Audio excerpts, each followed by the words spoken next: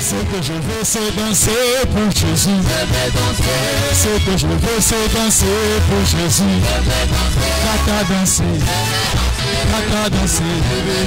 Kata danser. Kata danser. Pour Jésus. Kata danser. Pour Jésus. Kata danser. Ce que je veux, c'est crier pour Jésus. Ce que je veux, c'est crier pour Jésus. Le cri de joie. Le cri de joie. Nous sommes le cri de joie. Le cri de joie. Le cri de joie. Le cri de joie.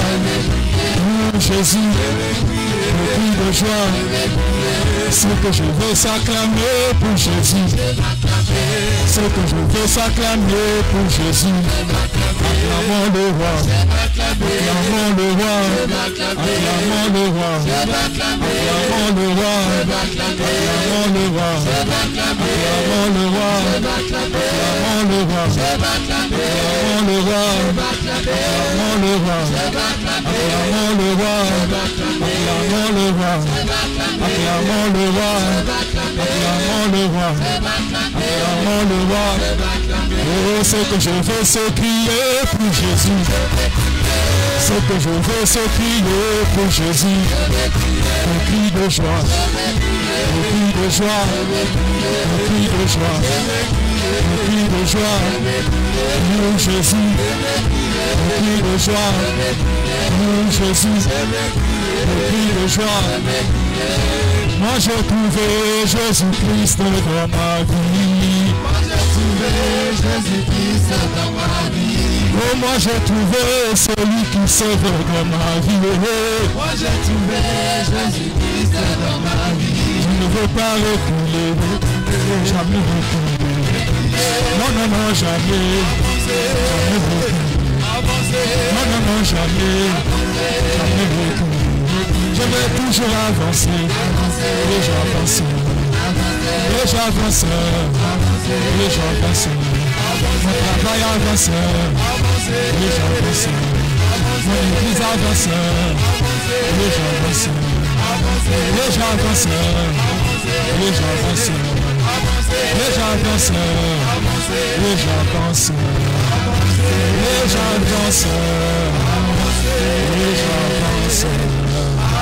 Et j'avance, et j'avance, Fais-le encore mieux pour celui qui a sauvé ta vie. Encore des acclamations pour Jésus.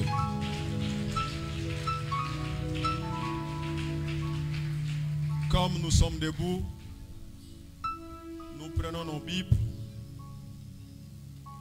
Nous lisons notre texte de base dans le livre d'Apocalypse, chapitre 4, versets 6 à 7. Apocalypse 4, 6 à 7. Nous lisons dans le nom précieux de Jésus-Christ. Il y a encore devant le trône comme une mer de verre, semblable au cristal.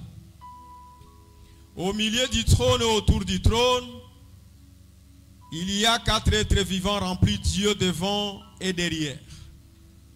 Le premier être vivant est semblable à un lion. Le second être vivant est semblable à un veau. Le troisième être vivant a la face d'un homme. Et le quatrième être vivant est semblable à un aigle qui vole. Nous pouvons nous asseoir. Nous ajoutons les textes de Luc, chapitre 17, verset 37. Luc 17, le verset 37. Les disciples lui dirent: où seras-tu, Seigneur? Et il répondit: où sera le corps là où s'assembleront les aigles? Que notre Dieu bénisse sa parole. Dieu Tout-Puissant, ton peuple s'est réuni à ton honneur ce matin. Sème en lui l'onction de la compréhension de ta parole afin de sortir des ténèbres. Car tu nous as promis cette année, les ténèbres ne régneront pas pour toujours dans nos vies et dans nos familles. Laisse que, Seigneur, au travers de cette parole,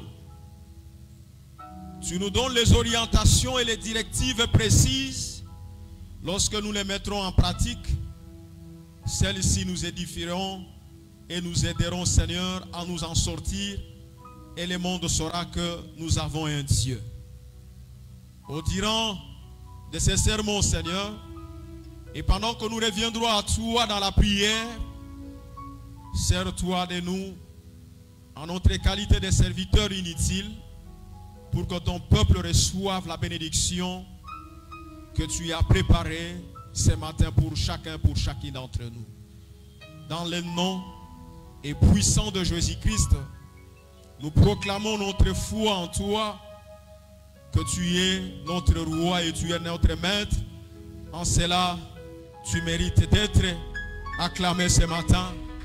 Tu mérites d'être loué. Tu mérites d'être exalté. Tu mérites, Seigneur, les mots d'adoration de notre part. En toi, Jésus, nous avons ainsi prié. Amen. Nous saluons dans le nom et puissant de Jésus-Christ de Nazareth. Que ce matin soit un matin de bénédiction pour moi, un matin de bénédiction pour toi aussi. Avant de commencer notre sermon, nous allons nous acquitter d'un devoir.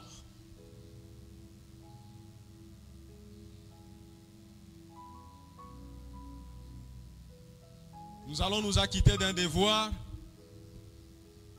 Yako pesa matondi epa ya tata nabiso, notre papa le pasteur Richard, par le pasteur Père Suisse, l'ancien Martin, papa Willy et les autres hommes de Dieu. Bazwalokumu kouta epa inabiso, puisque c'est par eux que nous avions reçu la formation et autres directives.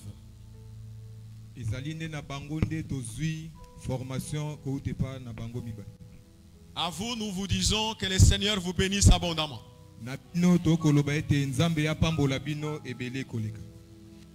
Depuis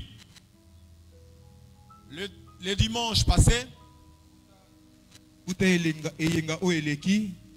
nous étions nourris par le précieux homme de Dieu, Piero Meyonga.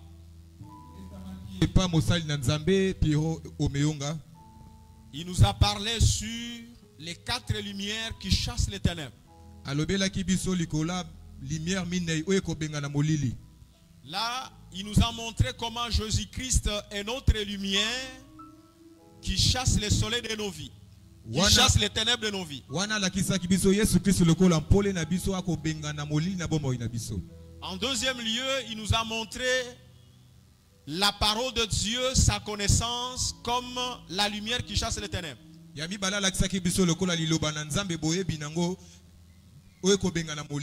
En troisième lieu, il nous a parlé des mystères et des lois que nous devons nous approprier en vue de chasser les ténèbres.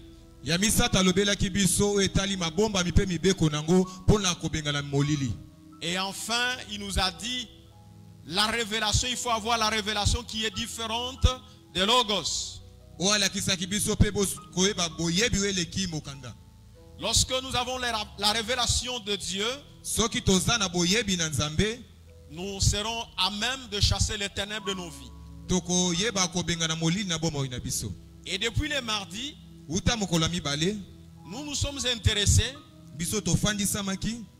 à un thème au travers desquels nous étions en train d'enseigner les révélations de Dieu. Et notre thème de la semaine s'intitule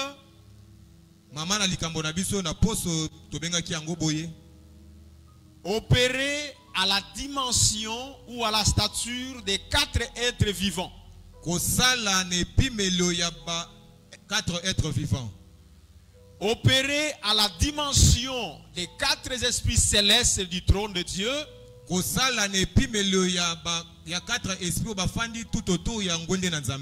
Nous avions démontré que lorsque nous nous approchons de Dieu,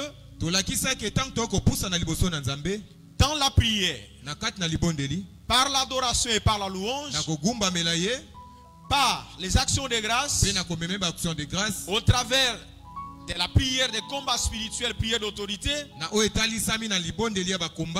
nous accédons devant la face de Dieu. Mais là nous rencontrons 4 esprits célestes.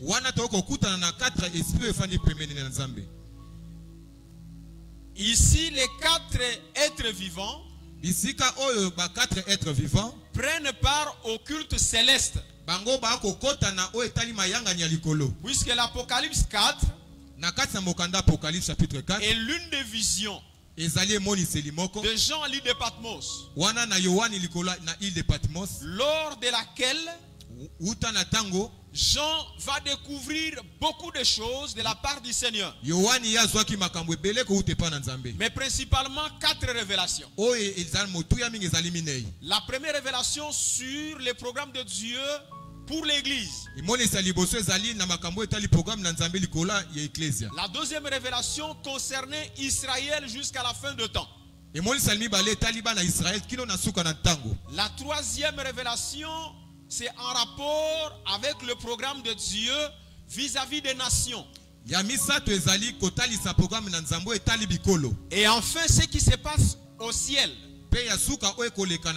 particulièrement le culte. Et déjà, on nous parle de 4 êtres vivants. Après les 4 êtres vivants, il y a les 24 veillards qui prennent part au culte. Mais nous avons aussi les anges, dont les chérubins, le séraphin et les archanges.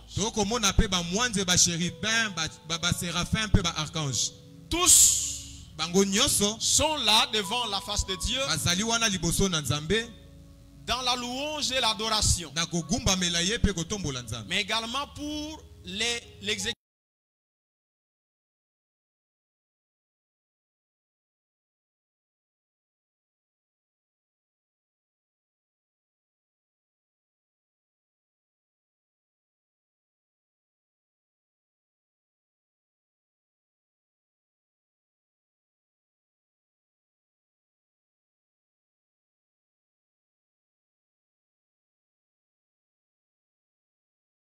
Ces 4 êtres. C'est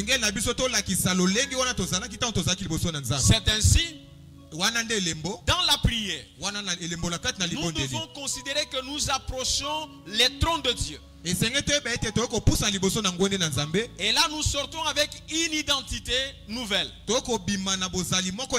La première identité, c'est l'identité du lion. Le lion est un animal tenace qui ne recule jamais devant. Il n'a pas peur. C'est un animal qui ne change pas de cri quelles que soient les circonstances. C'est aussi un animal qui sécurise son territoire par son rugissement, qui contrôle son environnement. Mais le même animal qui éloigne loin de lui les autres bêtes, quand il a faim, il crie aussi à Dieu par son rugissement. Et celui-là lui procure sa nourriture. Dieu est miraculeux. C'est lui qui a créé les lions. Il a voulu que nous soyons affectés de cette nature en vue de contrôler notre environnement familial, notre environnement professionnel, par la prière, qu'aucun mal ne nous atteigne, qu'aucun sorcier n'impose sa volonté, qu'aucun occultiste n'impose sa loi. Par la prière, nous chassons loin de nous toute malédiction. Les limites s'éloignent de nous. mais aussi par la prière, Dieu pourvoit nos besoins. Là où nous avons faim, l'Éternel pourvoit à nos besoins. Il est le Dieu qui connaît réellement les besoins de chacun d'entre nous. Celui qui a besoin du mariage, il le lui procure. Celui qui a besoin du travail, il le lui en donne. Mais également nous avons dit, les lions, c'est un animal qui chasse toujours dans un clan. Et dans ce clan-là, dans le clan des lions, il n'y a pas deux mâles dominants. Il n'y a qu'un mâle dominant. Dans le spirituel, nous avions dit que le lion dominant, c'est le seul Jésus-Christ de Nazareth. Nous ne pouvons pas avoir deux rois dans le royaume de Dieu. Nous ne pouvons pas avoir deux princes. Nous ne pouvons pas avoir deux chefs. Mais lorsque les femelles chassent et qu'elles venaient à capturer leur proie, là où les hommes peuvent considérer ton impureté, mais Dieu voit ta pureté. Sa proie. Et que la proie venait à se retirer dans la tanière ou dans un trou.